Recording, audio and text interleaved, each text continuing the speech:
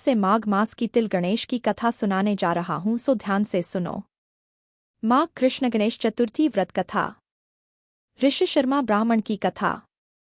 पार्वती जी ने पूछा कि हे वत्स, माघ महीने में किस गणेश की पूजा करनी चाहिए तथा इसका क्या नाम है? उस दिन पूजन में किस वस्तु का नैवेद्य अर्पित करना चाहिए और क्या आहार ग्रहण करना चाहिए, इसे आप सविस्तार बतलाने की कृपा करें। गणेश जी ने कहा कि हे माता, माघ में भालचंद्र नामक गणेश की पूजा करनी चाहिए। इनका पूजन षोडशोपचार विधि से करना चाहिए। है माता पार्वती, इस दिन तिल के 10 लड्डू बना लें। 5 लड्डू देवता को चढ़ावे और शेष 5 ब्राह्मण को दान दे देवें। ब्राह्मण की पूजा भक्ति पूर्वक करके उन्हें दक्षिणा देने के बाद उन 5 लड्डुओं को उन्हें प्रदान कर दें। हे देवी, तिल के 10 लड्डुओं का स्वयं आहार करें। इस संबंध में मैं आपको राजा हरिश्चंद्र का वृतांत सुनाता हूँ। सतयुग में हरिश्चंद्र नामक एक प्रतापी राजा हुए थे। वे क्षात्र धर्म में पटु, सरल स्वभाव, सत्यनिष्ठ और विद्वान ब्राह्मणों के पूजक थे। हे देवी, उनके शासनकाल में अधर्म नाम की कोई वस्तु नहीं थी। उनके राज्य में कोई अपाहिज, दरिद्र या दुखी नहीं था। सभी लोग आदि व्याधि से रहित एवं दीर्घायु होते थे। उन्हीं के राज्य में एक ऋषि शर्मा नामक तपस्वी ब्राह्मण रहते थे। एक पुत्र की प्राप्ति होने के बाद भी वे स्वर्गवासी हुए। पुत्र का भरण पोषण उनकी पत्नी करने लगी। वह विधवा ब्राह्मणी भिक्षाटन के द्वारा पुत्र का पालन पोषण करती थी। उस ब्राह्मणी ने माघ मास की संकटा चतुर्थी का व्रत किया। वह पतिव्रता ब्राह्मणी गोबर से गणेश जी की प्रतिमा बनाकर सदैव पूजन किया करती थी। हे पार्वती, भिक्षाटन के द्वारा ही उसने पूर्वोक्त रीति से तिल के 10 लड्डू बनाए। इसी बीच उसका पुत्र गणेश जी मूर्ति अपने गले में बांधकर स्वेच्छा से खेलने के लिए बाहर चला गया। तब एक नर पिशाच कुम्हार ने उस ब्राह्मणी के 5 वर्षीय बालक को जबरन पकड़कर अपने आवा में छोड़कर मिट्टी के बर्तनों को पकाने के लिए उसमें आग लगा दी। इधर उसकी माता अपने बच्चे को ढूंढने लगी। उसे न पाकर वह बड़ी व्याकुल हुई। वह ब्राह्मणी विलाप करती हुई गणेश जी की प्रार्थना करने लगी। हे गणेश जी, विशाल शरीर वाले, हे सूर्यनारायण की लाली के सद्दशकांतिशाली, हे सुंदर जटा समूह को धारण करने वाले, आप इस दुअखिनी की रक्षा कीजिए। हे गजानन, हे 4 भुजाधारी, हे मस्तक में चंद्रमा को धारण करने वाले, हे विनायक, हे अनाथों के नाथ, हे वरदायक, मैं पुत्र के वियोग में व्यथित हूँ, आप मेरी रक्षा कीजिए। वह ब्राह्मणी इसी प्रकार आधी रात तक विलाप करती रही। प्रातःकाल होने पर कुम्हार अपने पके हुए बर्तनों को देखने के लिए आया। जब उसने आमा खोल के देखा तो उसमें जांघ भर पानी जमा हुआ पाया, और इससे भी अधिक आश्चर्य उसे जब हुआ कि उसमें बैठे एक खेलते हुए बालक को देखा। ऐसी अद्भुत घटना देखकर वह भयवश कांपने लगा और इस बात की सूचना उसने राज दरबार में दी। उसने राज्यसभा में कुकृत्य का वर्णन कर दिया।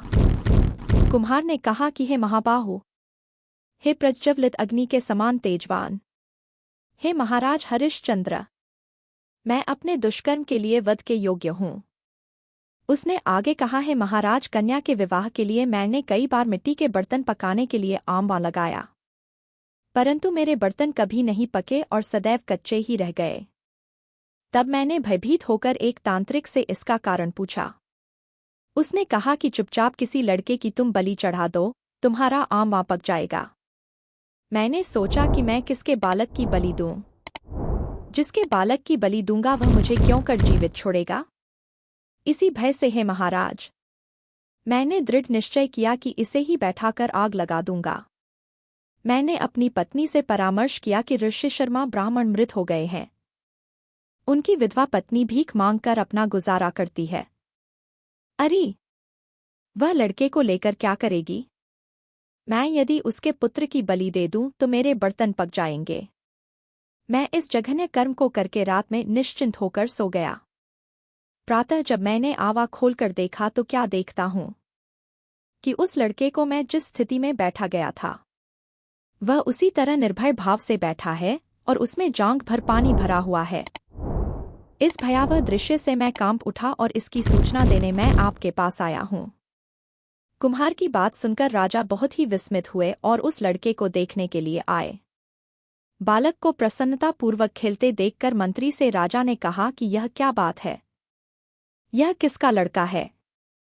इस बात का पता लगाओ। इस आंवले में जांग भर जल कहाँ से आया? इसमें कमल के फूल कहाँ से खिल गए? इस दरिद्र कुम्हार के आवे में वैदूर्य मणि के समान हरिहरी दूब कहाँ से उगाई? बालक को न तो आग की जलन हुई है न तो इसे भूख प्यास ही है। यह आंवले में भी वैसा ही खेल रहा है मानो अपने घर में खेल रहा हो। राजा इस तरह की बात कह ही रहे थे कि वह ब्राह्मणी वहां बिलखती हुई आ पहुंची। वह कुम्हार को कोसने लगी। जिस प्रकार गाय अपने बछड़े को देख रंभाती है, ठीक वही अवस्था उस बुढ़िया की थी।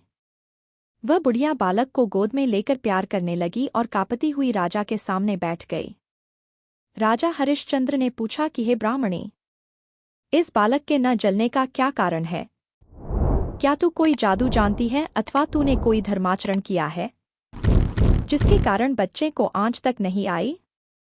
राजा की बात सुनकर ब्राह्मणी ने कहा, है महाराज, मैं कोई जादू नहीं जानती और न तो कोई धर्माचरण, तपस्या, योग, दान आदि की प्रक्रिया ही जानती हूँ।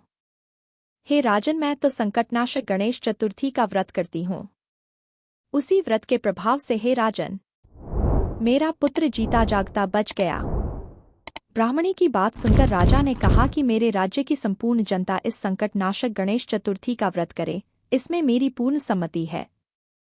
राजा ने उसकी परिक्रमा करते हुए कहा कि हे पतिव्रते, तू धन्य है। राजा ने संपूर्ण नगरवासियों को गणेश जी का व्रत करने का आदेश दिया। इस आश्चर्यजनक घटना के कारण सभी लोग उस दिन से प्रत्येक मास की गणेश चतुर्थी का व्रत करने लगे। इस व्रत के प्रभाव से ब्राह्मणी ने अपने पुत्र के जीवन को पुनः पाया था। इतना कहने के बाद श्री कृष्ण ने कहा कि हे युधिष्ठिर, आप भी सर्वोत्तम व्रत को कीजिए। इस व्रत के प्रभाव से आपकी सभी कामनाएं पूर्ण होंगी। आप मित्रों, पुत्रों और पौत्रों को सुख देने वाले साम्राज्य को प्राप्त करेंगे। हे महाराज, जो लोग इस व्रत को करेंगे उन्हें पूर्ण सफलता मिलेगी। भगवान कृष्ण की बात से युधिष्ठिर बहुत प्रसन्न हुए और माँ कृष्ण गणेश चतुर्थी का व्रत करके निष्कंटक राज्य भोगने लगे। अथ श्री गणेश चतुर्थी व्रत कथा संपूर्ण। गणेश भगवान की जय।